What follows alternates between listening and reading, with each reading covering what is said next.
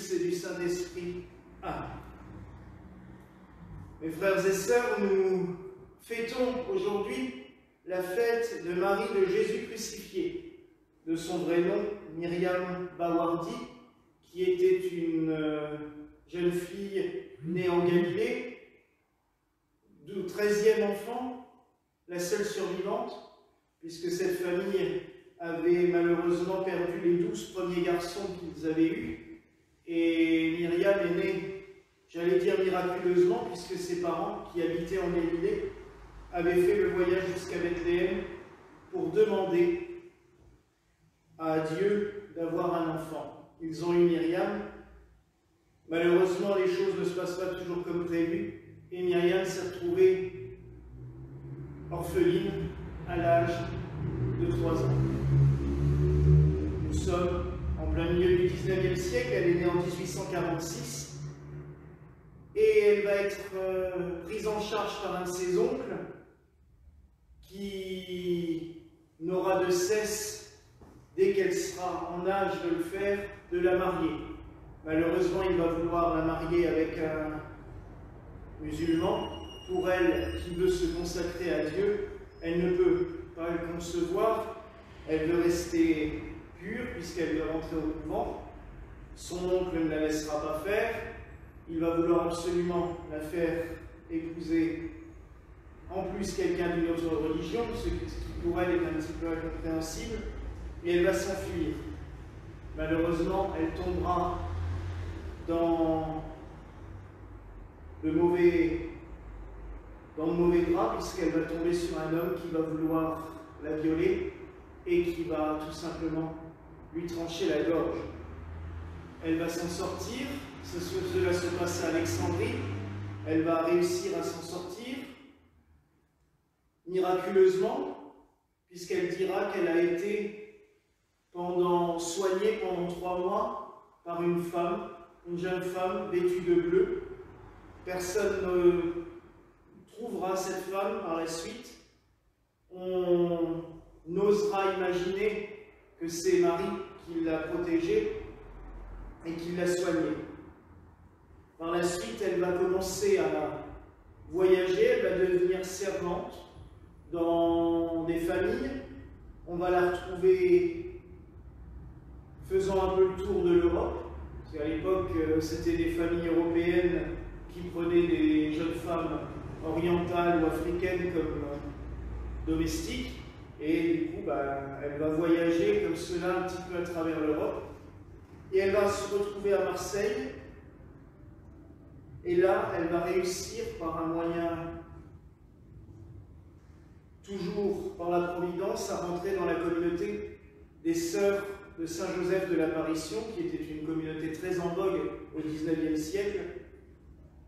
Malheureusement, j'allais dire, elle a vraiment accumulé les poisses, sa santé sera tellement faible qu'au bout d'1 an et demi, on va lui demander de quitter la communauté. Mais une des religieuses présentes, qui est maîtresse des novices, donc qui s'occupait justement de cette jeune sœur, va lui dire « Allez voir la communauté du Carmel. Je vous sens appelé dans cette communauté. » Myriam va donc aller à Pau, et elle va rentrer au Carmel de Pau. Elle va y être acceptée. Et ce qui est prodigieux, c'est que quelques années plus tard, la mère qui l'avait envoyée là-bas va la rejoindre. Elle va quitter les Sœurs de Saint-Joseph de l'Apparition pour elle-même entrer au Carmel, et elle va redevenir sa maîtresse des novices et plus tard sa supérieure.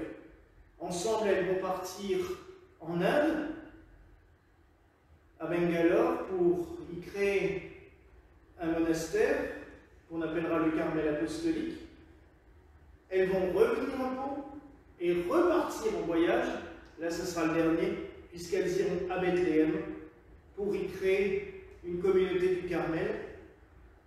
Et c'est étrange, puisque c'est là que ses parents avaient demandé la grâce de sa naissance, et c'est là qu'elle va finir ses jours. Elle va être dotée de très grands charismes. Elle va recevoir des grâces mystiques au point que d'ailleurs, pendant plus d'un siècle, on va souvent se moquer d'elle. Et j'en ai encore eu le témoignage hier, puisque le père Glenn m'a dit que quand il avait fait son noviciat chez les Carmes, son supérieur lui disait en rigolant, en parlant de Myriam, la petite Myriam, « Ah, la carmélite volante !»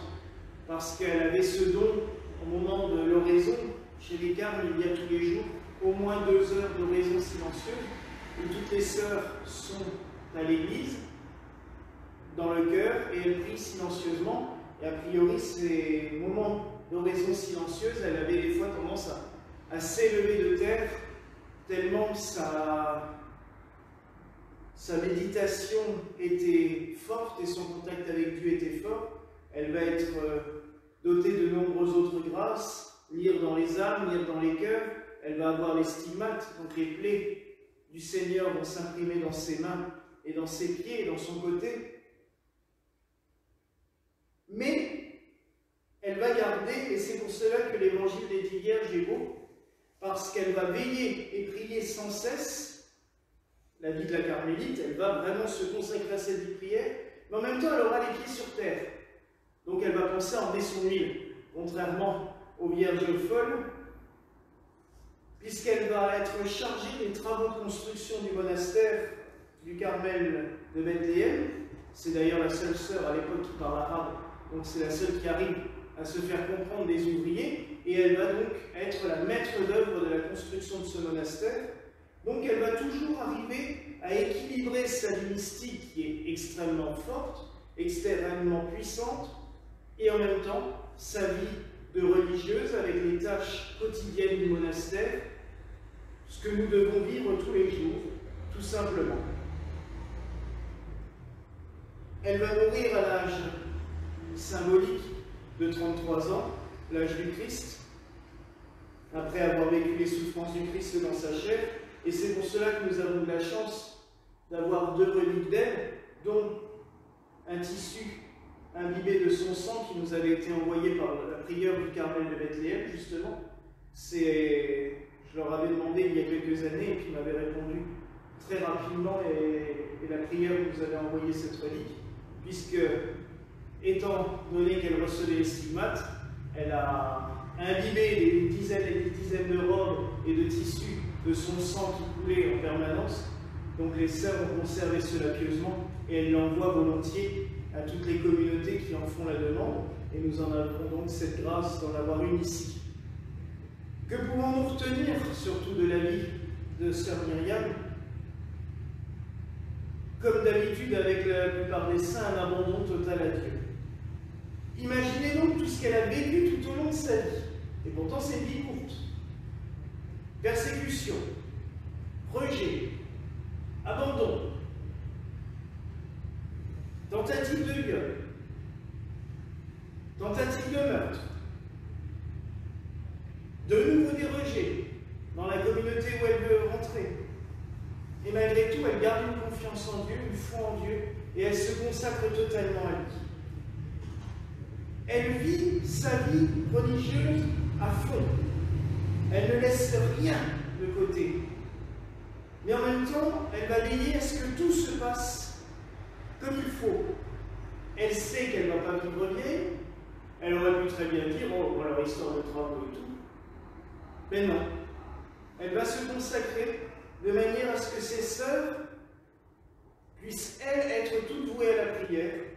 Elle va se dévouer au bien matériel de sa communauté, faire tout ce qu'il y a à faire, les travaux, veiller à tout.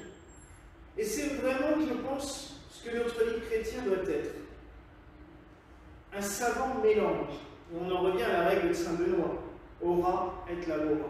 Prier et travailler. Toujours avoir ce juste équilibre, ne pas être, j'allais dire, planer à 10 000 et ne plus avoir conscience de ce qu'il y a sur la terre, parce que malheureusement, c'est bien beau d'avoir une vie mystique, mais s'il n'y a personne derrière pour gérer, généralement ça se casse vite la figure, puisque dans notre monde, malheureusement, on ne reconnaît pas juste la vie mystique. On a besoin de vivre matériellement aussi.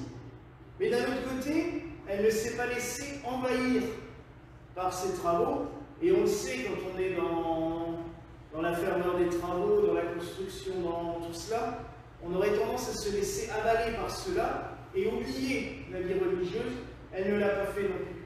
Elle ne s'est jamais laissée déborder par tous les soucis qu'elle a vécus. Elle s'est juste abandonnée à Dieu. Vraiment un total abandon à Jésus crucifié. Elle l'avait choisi comme saint patron pour son onde religieuse, et je trouve cela très beau. Marie de Jésus crucifié. Elle s'est souvenue que notre Seigneur est mort sur la croix pour nous. Elle s'est abandonnée à lui en lui disant tout simplement, Seigneur, toi tu es mort pour nous, je te confie ma vie. Tout ce que tu me donneras sera bon. S'il y a des douleurs, s'il y a des souffrances, ce n'est pas grave. Je les accepte comme toi tu as souffert pour nous. Je te fais juste confiance. Et ça, je trouve cela beau. Alors demandons à Dieu en ce jour, par l'intercession de Myriam, la petite Myriam, de nous donner cette confiance pleine et entière en lui, de savoir juste lui confier nos vies, lui abandonner nos vies, pour ne plus se préoccuper des soucis, mais tout simplement se préoccuper de l'élévation de notre âme, j'allais dire, de notre propre élévation, et le reste viendra en plus, comme il lui a donné à elle, comme il nous l'a donné à nous, à déjà plusieurs titres, comme il l'a donné à de nombreux saints. Consacrons-nous à lui, et lui veillera sur le reste. Voilà la grâce que je nous souhaite en ce jour, au nom du Père, du Fils et du Saint-Esprit. Amen. Et comme nous ne pouvons toujours pas le faire, du fond du cœur, que la paix du Seigneur soit toujours avec vous.